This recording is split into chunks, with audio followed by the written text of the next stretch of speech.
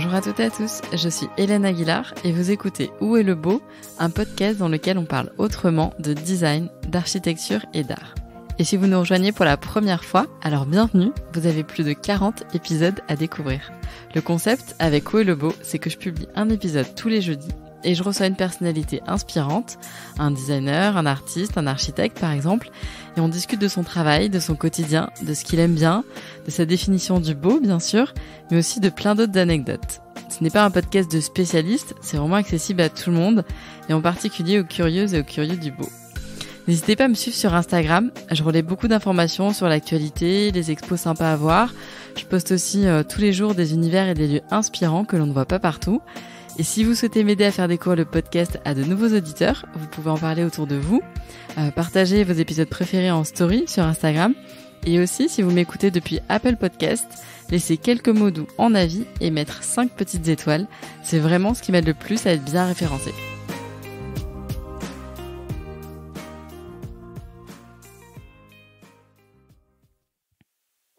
Cette semaine, je reçois Benoît Rosy, l'un des 3 fondateurs d'Atelier Vim. Alors ce nom vous dit sûrement quelque chose, et pour cause, en à peine 4 ans, Atelier Vim est une maison d'édition de meubles et de luminaires en rotin et en osier qui a su imposer son univers singulier. Des lignes justes, un travail minutieux, de matériaux écologiques et la préservation d'un savoir-faire ancestral et universel. Ce que l'on découvre dans cet épisode, c'est leur démarche globale, depuis la culture de l'osier jusqu'à la ferronnerie et la distribution de leurs collections dans le monde entier. Ils vont même très prochainement ouvrir un showroom à Valabrègue, dans le sud de la France, avec des vanniers à demeure, des stages de vannerie, mais aussi l'accueil de vanniers étrangers en résidence. Bref, Atelier Vim remet en lumière l'artisanat de la vannerie. Et dans cet épisode, Benoît nous parle de l'histoire et de la culture de l'osier en Provence. Il nous explique la différence avec le rotin. On parle aussi de cette très belle maison à Valabrègue, aux couleurs et à la lumière complètement incroyable, que vous avez sûrement déjà vu dans des magazines de décoration ou sur Instagram, si vous suivez Atelier Vim, et avec laquelle toute cette magnifique aventure a débuté. Je ne vous en dis pas plus et vous souhaite une très bonne écoute. Bonjour Benoît. Bonjour. Alors, vous êtes un passionné, un collectionneur et aujourd'hui un éditeur. Vous avez fondé en 2016. Oui. Atelier Vim avec Anthony Watson et Raphaël Hanley. Oui. Donc c'est une maison d'édition qui réinvente le rotin. Vous éditez vos propres collections et vous proposez également du mobilier vintage que vous retranscrivez en osier et en rotin. Avec cette belle aventure, vous redonnez ces lettres de noblesse à l'artisanat de la vannerie qui avait presque disparu parce que chez Atelier Vim, tout est fabriqué à la main. Moi, je suis vraiment très très heureuse de vous recevoir sur ce podcast. Je me souviens, il y a plus d'1 an, quand j'ai décidé de créer ce podcast, justement, vous faisiez partie des personnes que je voulais vraiment inviter. Donc, je suis ravie de partager aujourd'hui ce moment. Je crois que moi, je vous ai connu sur Instagram. Il faut dire que c'est difficile de passer à côté de votre univers esthétique qui est très fort, poétique, contemporain, avec une touche provençale. Et moi, je trouve ça vraiment sublime. Pour l'enregistrement de cet épisode, vous me recevez à Valabrègue, entre Arles et Saint-Rémy-de-Provence, dans votre maison. Donc c'est l'hôtel Drujon. Drujon. C'est un hôtel particulier du 18e, grâce auquel l'aventure Atelier Vim est née. Vous allez nous raconter. C'est un endroit hors du temps. Je crois que j'ai rarement visité un intérieur aussi joli, aussi beau. Merci. C'est simple parce que partout où on pose notre regard, on est émerveillé. Donc où est le beau? Et ben il est ici, et partout autour de nous. On est donc dans les conditions parfaites pour commencer notre conversation. Et pour débuter, j'ai envie de vous demander à quand remonte votre intérêt pour le design, les antiquités, les objets? C'est un intérêt qui nous a toujours accompagnés, chacun de nous, souvent pour des questions familiales, en tout cas chez moi, chez Anthony aussi et chez Raphaël. Raphaël a eu une formation de design, donc chez elle c'est plus acquis sans doute et sans doute un peu moins familial, mais qu'il s'agisse d'Anthony ou de moi, on a vécu entouré et d'artistes et d'antiquités et donc aussi de design. Et la vannerie, c'est venu un peu plus tard? La vannerie, c'est complètement lié à Valabrègue, à l'achat de cette maison. Ce qui n'est pas lié à l'achat de cette maison, c'est le mobilier en rotin, en corde ou en osier qu'on collectionnait déjà, mais la vannerie en tant que telle, oui, c'est lié à notre installation à Valabrègue. Parce que au début, ni l'un ni l'autre, en tout cas Anthony ni vous n'étiez dans le design ou dans l'édition? Ah non, on n'était pas du tout dans ce secteur d'activité. Moi, je me suis occupé d'eau, d'environnement et d'énergie pendant 25 ans dans ma vie. beaucoup en Asie centrale, enfin dans une partie du monde qui va de la Russie à l'Inde. Donc la vannerie en tant qu'elle concerne des plantes qui poussent grâce à l'eau, oui, et beaucoup, mais rien d'autre. Anthony avait une vie qui avait à voir avec le journalisme et le stylisme. Et en fait, on est arrivé à Valabrègue parce qu'on aimait ce village. On a acheté une première maison, puis une deuxième maison qui est celle-ci, et qu'on a acheté pour en faire une maison de vacances.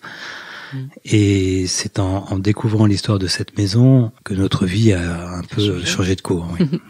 Alors, avant qu'on parle de cette maison, moi j'aimerais qu'on parle de ce village de Valabrègue, parce que moi j'ai grandi à Nîmes et j'ai une maman qui adore la vannerie. Et donc quand j'étais petite, j'ai le souvenir que mes parents venaient ici à Valabrègue pour acheter des corbeilles, des paniers. Et aussi, je crois qu'il y a d'autres savoir-faire des maîtres chaisiers, oui, ici, absolument. etc. Et donc voilà, j'ai beaucoup de souvenirs. Mais est-ce que vous pouvez nous en dire un peu plus sur à quoi remonte cette tradition de la vannerie ici à Valabrègue? Alors, la tradition de la vannerie à Valabrègue, je pense vraiment qu'elle est extrêmement ancienne. Valabrègue est un village gardois qui n'est pas sur la rive du fleuve qui correspond à son département, parce que le Rhône a changé de lit à différentes époques de son histoire, que Valabrègue a été sur une île du Rhône, du côté du Gardon, et s'est retrouvé sur cette rive beaucoup plus tard. La séparation entre Valabrègue et Comps a été demandée par la population à la Révolution française, parce que au départ il y avait une seule paroisse pour ces deux villages, qui ont été séparés parce que le Rhône s'est installé sur le village de Valabrègue pendant à peu près 150 ans. Le clocher est tombé, enfin les habitants avaient été partis pour la plupart, et puis le Rhône a rechangé de fleuve et les habitants sont revenus.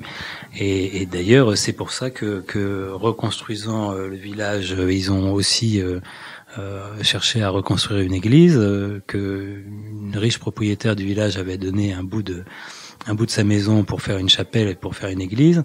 Ils ont au milieu du 19e siècle, ils se sont dit mais il faudrait quand même qu'on ait un clocher, et donc ils ont installé le clocher là où il tenait, c'est-à-dire sur la poste, parce que voilà. Donc ça c'est un peu le folklore local, mais ce qui n'est pas folklorique en revanche, c'est l'absolue symbiose entre ce village et son environnement et la nature. Parce qu'il y a cet élément qui est le fleuve, un très grand fleuve. Hein. Le Rhône, c'est quand même la première source d'eau douce de la Méditerranée. C'est pas rien. C'est toute l'histoire romaine. C'est toute la présence des Romains à Arles. Et c'est une occupation très très ancienne, avec une très profonde culture. Et puis l'osier qui pousse dans les parties basses des terres, qui sont les plus inondables et les plus inondées, et qu'on appelle des baïs, et qui deviennent des terres de culture de l'osier de façon naturelle et endémique. Donc du coup, ce village a été, presque, je crois qu'un habitant sur 3 pratiquement est un vannier. Alors c'est une histoire, mais précisément, c'est toute cette folle histoire de Valabrègue avec une population de vanniers qui est extrêmement importante, puisque selon les époques, il y avait 400, 500, 800 vanniers à Valabrègue sur une population de 1200 à 1800 habitants. Ça veut dire que, à part des vanniers, il y avait pas beaucoup il y a un boucher, un boulanger, etc. Alors qu'on est quand même entouré d'agriculteurs, et que les vanniers ne sont pas du tout, ce sont des agriculteurs d'un type tout à fait particulier. Ce qui, moi, m'a vraiment enthousiasmé dans l'histoire de cette population, c'est que ce sont de drôles d'oiseaux, les vanniers, parce que ça peut être des propriétaires, mais c'est pas vraiment des... Par exemple, les vanniers n'ont pas les mêmes saints patrons que les paysans. Ils récoltent en hiver, ils récoltent pas en été.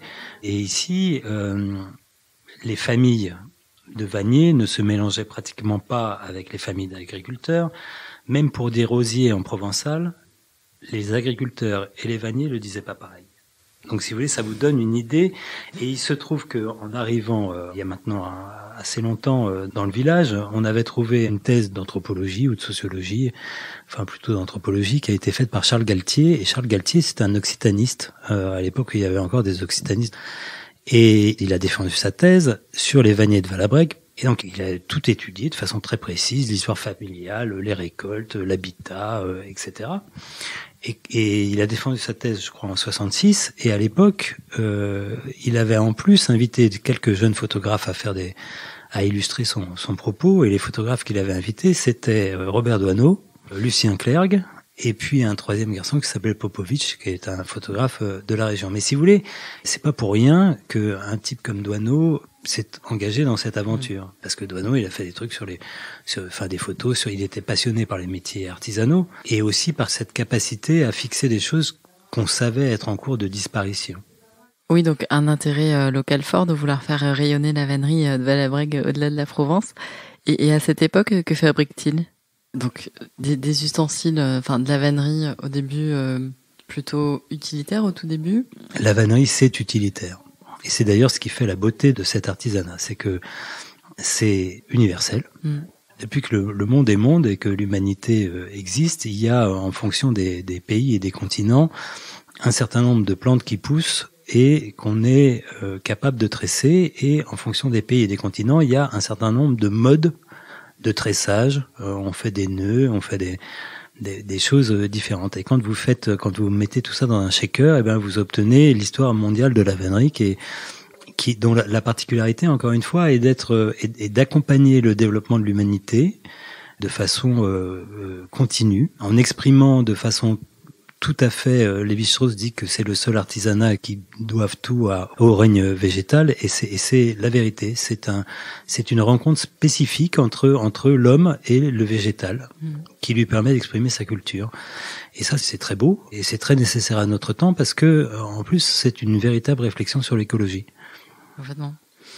Alors, avant qu'on détaille un petit peu le savoir-faire particulier de la vannerie, moi j'aimerais qu'on parle de cette maison. Vous pouvez nous raconter un petit peu l'histoire. Elle a été construite en quelle année, cette maison ? Cette maison, elle a été construite autour de 1730. Il nous manque les premières années de sa construction. On sait que tout de suite après, il y a une famille qui s'appelle la famille Drujon, qui s'y installe, que cette famille est une famille de gens qui sont à la fois des propriétaires terriens et des avocats, qui y vivent jusqu'à ce qu'en fait deux des frères, qui sont tous les deux avocats, s'exilent pour l'un à Tarascon et pour l'autre à Aix, pour y mener leur carrière. L'un va devenir maire de Tarascon, président du conseil général, et à ce moment-là, la maison devient, alors je sais pas dans quel sens, mais la mairie de Valabrègue, et puis aussi une école de jeunes filles, parce que l'école devient obligatoire pour les jeunes filles, enfin l'enseignement. D'accord. Et comme il n'y a pas d'école pour les jeunes filles, les cours sont donnés ici. Donc la maison, en fait, les Drujon vendent la maison en 1878 et ils la vendent à une famille de vanniers qui s'appelle les Boyer et qui va s'y installer pratiquement jusqu'à notre arrivée, puisque en fait la maison n'a eu que 2 familles de propriétaires. C'est assez rare, en fait. Oui, c'est incroyable. C'est incroyable. Ouais. Oui, c'est incroyable.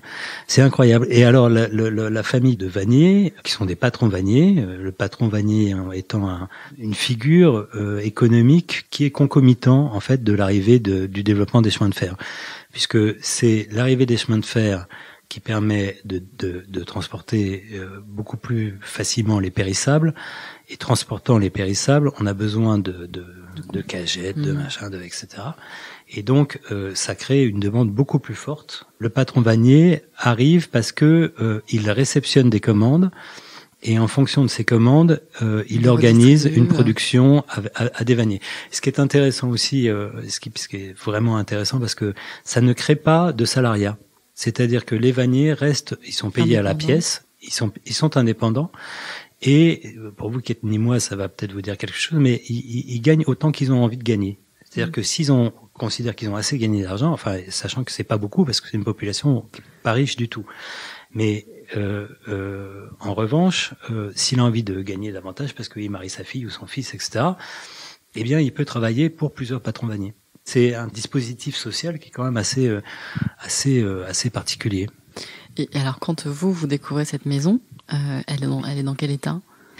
Quand on découvre cette maison, elle est quasi inhabitée depuis une bonne vingtaine d'années. Elle a été habitée par une. D'abord, elle a été morcelée parce que les boyers occupaient. Il y avait, selon les époques, 3 ou 4 ateliers de vannerie. Et dans ce qui est maintenant la cour ou le jardin, il y avait des ramieux. Ce sont les petits bassins dans lesquels on fait tremper l'osier pour pouvoir le rendre flexible et pour pouvoir le travailler.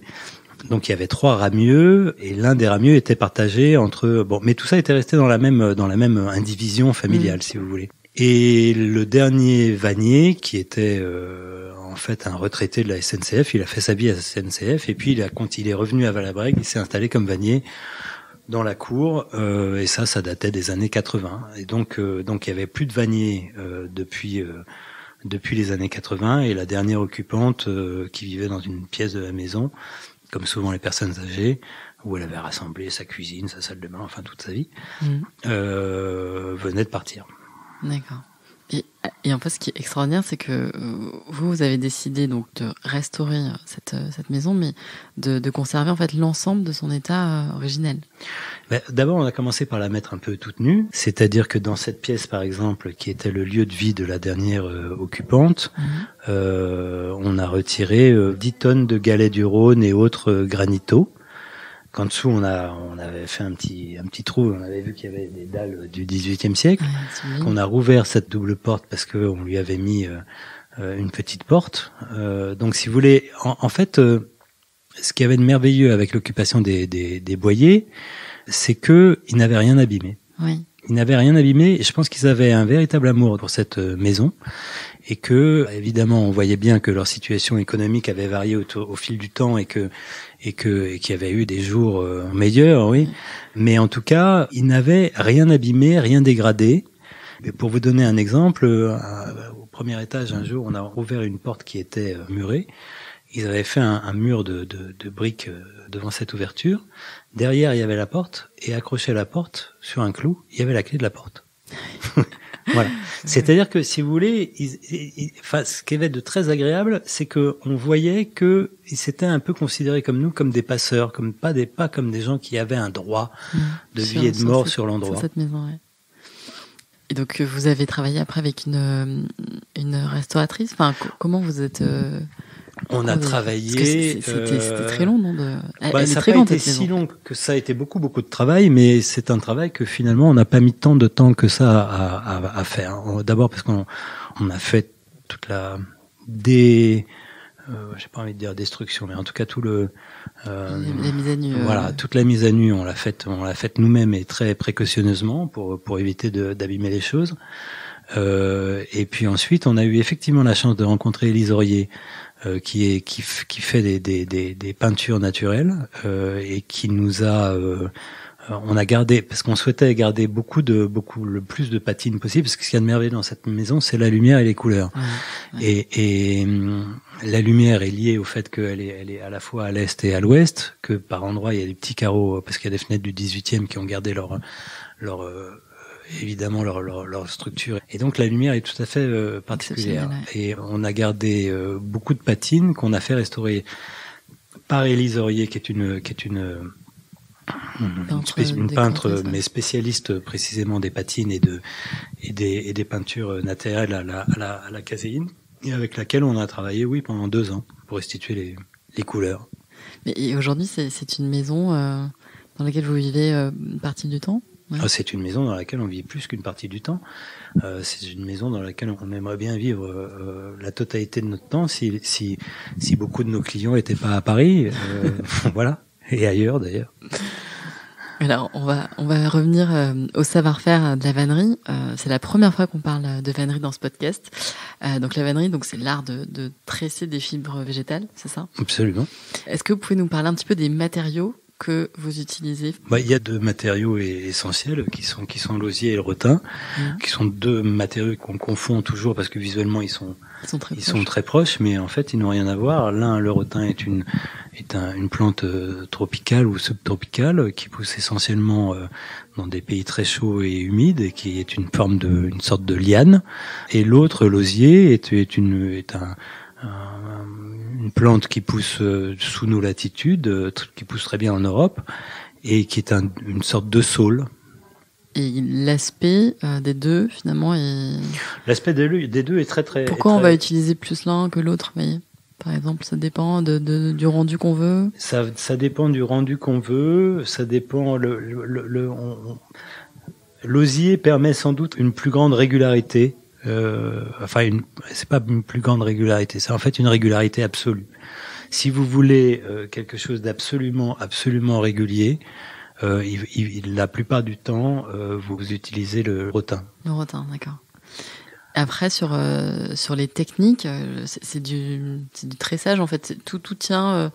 on tresse des brins autour de montants, c'est ça? Il y a toutes sortes de techniques et surtout il y a toutes sortes de montants. Il y a des montants ronds, il y a des montants droits, il y a des demi-montants, ça dépend des régions. Aujourd'hui, ce qu'il faut en retenir en tout cas, c'est que, et depuis je pense une quarantaine d'années, les vanniers français sont formés dans des écoles de vannerie, dont la plus importante est l'école de Faïl-Billot, qui est au bout du plateau de Langres, à la frontière des Vosges, et qui est le lieu d'ailleurs assez efficace et de formation des vanniers français. Alors évidemment, comme toutes les démarches de ce type, ça a un avantage, c'est que ça assure un enseignement de qualité, d'autant plus qu'à Faïl-Billot, il y a aussi un lycée d'osier-culture, donc on enseigne à la fois l'art de tresser l'osier et la façon de faire pousser les plantes. Ça a eu un inconvénient, c'est que ça a aussi accompagné la quasi-disparition de certains savoir-faire régionaux qui n'étaient pas enseignés. Voilà. Mais la plupart des vanniers, enfin la totalité des vanniers avec lesquels on travaille, ont été formés à Faïl-Billot. Ce qui a un côté sympathique, c'est que les gens, si ce n'est se connaissent, du moins ont souvent eu des professeurs en commun et ont des choses communes. Et où est-ce que vous fournissez? Enfin, vous avez des cultures Alors les vanniers. Alors c'est pareil. Nous au départ, on a commencé essentiellement avec des vanniers de notre entourage immédiat, ici à Valabrègue, à Beaucaire, à Uzès, encore une fois en Provence. Et puis notre production et ces vanniers, pour la plupart, ont leur propre oseraie, soit en Camargue, soit plus haut dans les Cévennes ou encore plus haut.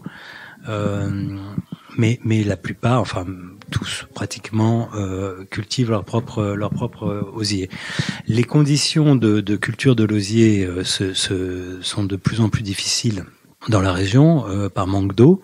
Et ça affecte très très directement, parce que le problème de l'osier, c'est qu'il lui faut de l'eau toute l'année. Tout le temps, ouais. Tout le temps. Il ne demande pas grand-chose à part de l'eau, mais en revanche de l'eau, il lui en faut et tout le temps. Et donc, quand on a décidé il y a quelque temps de cultiver en tout cas pas de le planter, de planter notre propre osier, on a choisi de le faire pas ici, mais de le faire en Bretagne, sur les terres d'une maison de famille, où précisément il y a de l'eau à peu près tout le temps. C'est le temps, ouais. Oui, donc vous maîtrisez en fait de A à Z. C'est l'idée. Mais en plus, c'est toute l'idée Atelier Vim, c'est de faire tout ce qu'on peut, du mieux qu'on peut, de dessiner les choses, de les produire, et évidemment de travailler avec de l'osier qui n'a pas fait l'objet de traitements par des pesticides, etc., etc. Alors maintenant, j'aimerais qu'on aborde vos collections. Donc, vous me dites que l'histoire d'Atelier Vim commence avec cette maison. Comment ça commence, justement? Comment est-ce que vous arrêtez de travailler comme consultant? Voilà, comment ça débute? Ça débute en se disant que tous les éléments sont réunis. L'envie, un point fondamental. Le lieu, l'histoire. Ça commence aussi avec ce qu'on appelle nous le vintage, parce que c'est pas des antiquités, mais c'est avec le constat que tous les grands designers du XXe siècle ont fait des meubles en rotin.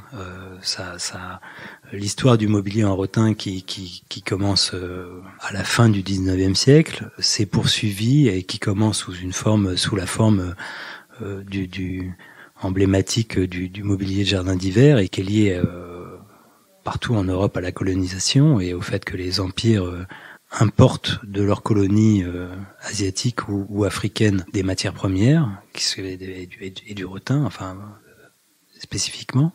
Cette histoire se poursuit tout au long du XXe siècle, aussi bien en Finlande qu'en France, qu'en Allemagne, qu'un peu partout. Et rien ne l'arrête.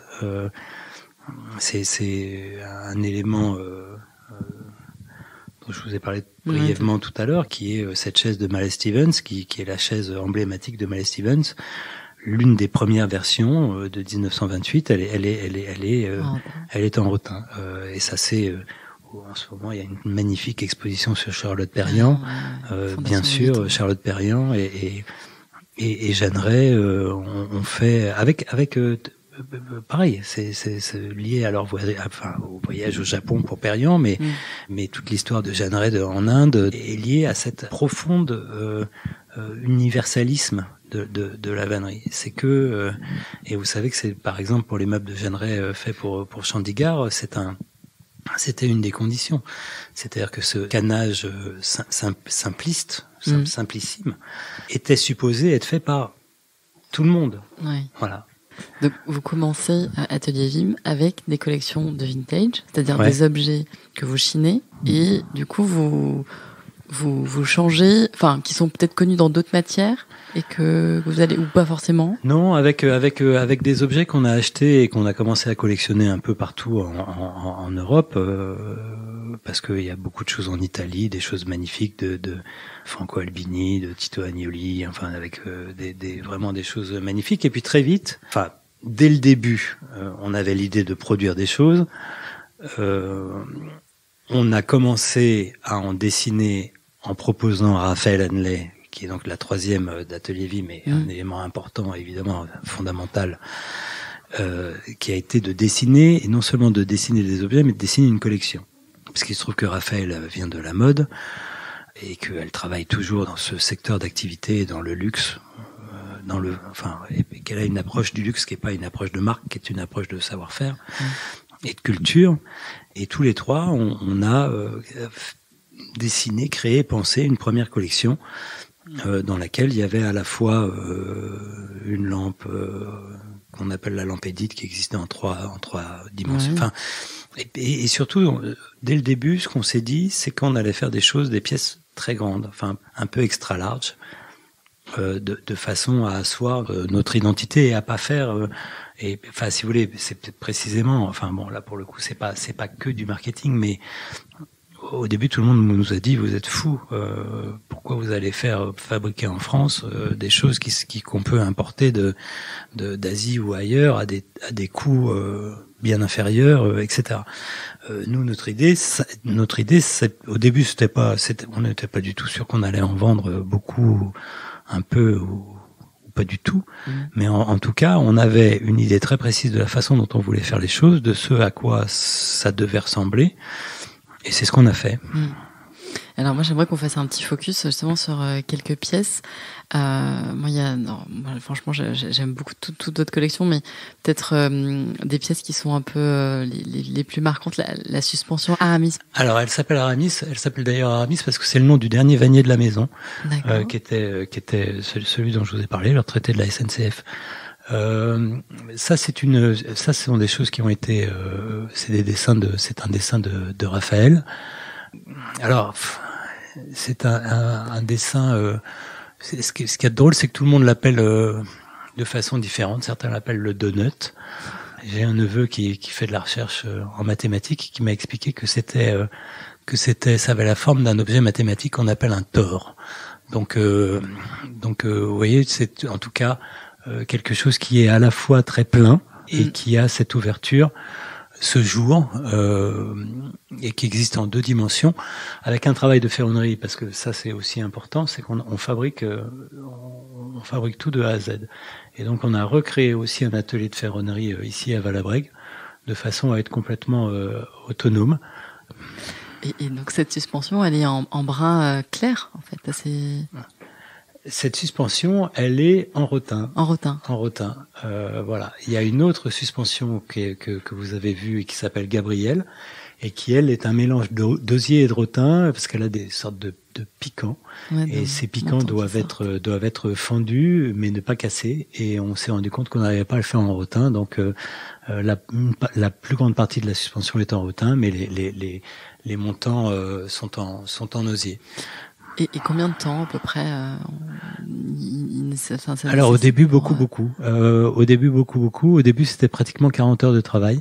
Maintenant la vannière arrive à le faire en un peu moins, mais je saurais pas vous dire combien. En tout cas, je pense que c'est de l'ordre d'une 30aine d'heures. Ouais, c'est énorme. Pour le tressage, sans la structure. Après, il y a la lampe Edith, qui existe en plusieurs, qui existe en liseuse, en lampadaire, qui est aussi hyper jolie, avec un abat-jour qui est dans un bras un peu plus épais, c'est en Alors la lampe Edith, elle a au départ elle en avait 7, je sais pas combien elle en a conservé. Le principe d'Edith, au début, on s'était dit qu'il fallait que les gens choisissent leur abat-jour, c'est-à-dire qu'on leur proposait 7 modèles d'abat-jour différents. Donc il y a une forme de cône, une forme de cylindre, un modèle qu'on appelle le 50s parce qu'il a une forme un peu plus années 50. Et puis il y avait des modèles ajourés, des modèles. Bon, on s'est rendu compte aussi qu'il fallait être un peu plus directif et que quand le choix était trop important, les gens avaient tendance à s'y perdre un peu. Voilà. Mais effectivement là les abat-jours ils existent soit en osier, soit en rotin. D'accord. C'est quand même il y a quand même encore un esprit de liberté. Et après le dernier objet peut-être c'est la colonne et vase Médicis. Alors la colonne et le vase Médicis, ça c'est c'est une réinterprétation d'une forme, enfin d'un modèle assez classique qu'on a souhaité produire en rotin et produire là aussi avec des proportions qui en font un objet de décoration à part entière et qui est très meublant, pour prendre un mot pas très joli. Oui, parce que elle est imposante, elle est assez grande. Elle est assez grande et elle a aussi nécessité un gros travail de développement. Il y a un moule en bois qui lui donne sa rigidité. D'accord. Donc c'est un peu le trait commun de tout ce qu'on fait. Sont pas des choses simples à produire. Là vous avez un moule en bois qui reste dans chaque pièce, qui fait que le vase lui-même, en fait, il fallait trouver si vous voulez un point d'équilibre entre le vase qui est assez lourd parce qu'il a besoin d'être rigide et de tenir un gros bouquet de fleurs si vous avez envie de mettre un très gros bouquet de fleurs. Et la colonne, qui elle a besoin d'être assez légère, notamment pour pouvoir être transportée, etc. Voilà. Non, mais c'est très joli. J'aimerais qu'on aborde maintenant vos influences. Il y a une question que je pose régulièrement à mes invités, c'est quel a été votre plus gros choc esthétique ? Vous voyez, quelque chose qui vous a vraiment, que ce soit un lieu, une œuvre. C'est difficile de classer des chocs esthétiques. Ou votre dernier, de dire le plus. En tout cas, il y a une chose dont je me souviens très bien, parce que ça a été un choc qui n'était pas un choc esthétique pur, mais en tout cas une chose qui était absolument. Moi, j'ai travaillé en Inde beaucoup. Enfin, j'ai beaucoup travaillé dans toute cette partie du monde, mais j'ai un souvenir très très fort. Alors, je suis pas sûr de pouvoir vous raconter cette histoire parce qu'elle est un peu bizarre, mais il se trouve que je me suis occupé de beaucoup de déchets en Inde et de traitement des déchets, donc de supprimer des décharges sauvages pour des processus de traitement de déchets un peu, enfin, moins calamiteux pour l'environnement. Et j'ai un souvenir qui m'a accompagné toute ma vie, qui est un jour de voir une famille indienne faire sa toilette dans une sorte de marigot qui était presque au pied d'une décharge, ce qui veut dire qu'il était qu'il était particulièrement toxique.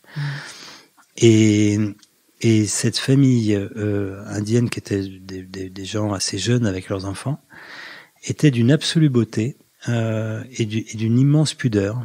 Et il y avait un mélange de couleurs, de safran, de vert, etc., comme souvent en Inde, qui a été véritablement un choc esthétique, mais aussi parce qu'il y avait tout l'espoir d'une famille et la continuité, si vous voulez, de l'espèce humaine, toute une élégance des gestes, toute une retenue, et en même temps la catastrophe annoncée parce qu'ils se baignaient dans un environnement toxique. Voilà. Après ça, si vous voulez, des chocs esthétiques peut-être moins tragiques, moins dramatiques, j'en ai heureusement et j'en ai régulièrement. Okay. Vous savez, ce podcast s'appelle Où est le beau ? Et j'ai une petite tradition, c'est que je demande à tous mes invités de nous donner leur définition du beau. Alors Benoît, est-ce que vous pourriez nous dire, pour vous, qu'est-ce que c'est le beau ?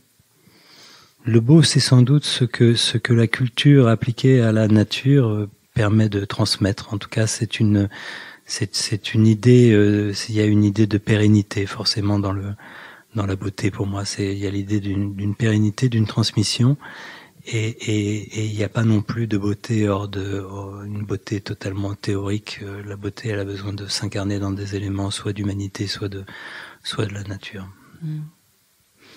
Et est-ce que vous avez des designers ou des architectes préférés, des gens que vraiment dont vous aimez beaucoup le travail? Alors, sans le moindre doute, Charlotte Perriand. Mais après ça, il y a aussi des lignées d'ébénistes, y compris H dans le Dauphiné. Et puis c'est pareil, il y a beaucoup de gens, mais en plus moi je m'intéresse aussi beaucoup à la peinture, donc des artistes. Si vous me parlez de beauté, des artistes, oui, bien sûr, Matisse, Chagall. Beaucoup d'autres. Alors, on arrive aux petites questions de fin. Benoît, qu'est-ce qui est le plus satisfaisant pour vous dans votre travail? Vous voyez les moments que vous aimez le plus? La patience. La patience au moment de créer, au moment d'attendre la fabrication? Moi, je nage toujours au moins une fois par jour, 40 minutes. Avant, je nageais pour me vider la tête et pour avoir un moment de vacuité intellectuelle. Aujourd'hui, il y a différentes petites opérations que je fais presque quotidiennement, ou que je fais quotidiennement et qui ont le même. En plus, je suis pas du tout quelqu'un de manuel, pas du tout. Et il se trouve que je suis contraint de faire un certain nombre de choses manuelles, ce qui me demande beaucoup d'efforts et de concentration. Et ça, c'est très très agréable. Est-ce que vous avez des futurs projets dont vous aimeriez nous parler? On a pas mal de futurs projets. On a un projet à court terme, enfin à court moyen terme, qui est l'ouverture d'un nouveau showroom à Valabrègue, qui permettra non pas de fermer la maison principale, mais en tout cas d'avoir une forme d'annexe qui permet d'avoir des vanniers à demeure, de pouvoir faire des stages de vannerie, de pouvoir aussi avoir des vanniers résidents, de pas seulement avoir nos vanniers habituels, mais y compris de faire venir des gens de l'étranger pour pouvoir faire autre chose, montrer aussi d'autres produits. Et puis on a un deuxième projet qui est lié à l'Oseraie de Bretagne et qui est un projet plus spécifique de décoration, adapté cette fois-ci non plus au monde méditerranéen, mais plutôt à l'espace atlantique. Ok. Est-ce qu'il y a un lieu que vous aimez bien en ce moment, une adresse que vous aimeriez partager? Ça peut être n'importe où. Il y a une adresse que j'aimerais partager parce qu'elle n'est pas très connue et que c'est un endroit merveilleux.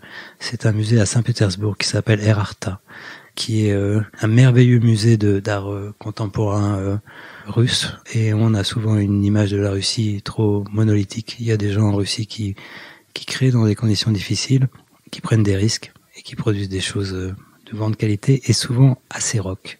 Ok. À qui aimeriez-vous passer le relais dans ce podcast? Quelqu'un que vous aimeriez entendre? Alors, c'est quelqu'un avec lequel on a été en contact par affinité locale. C'est Ronan Brouwelec.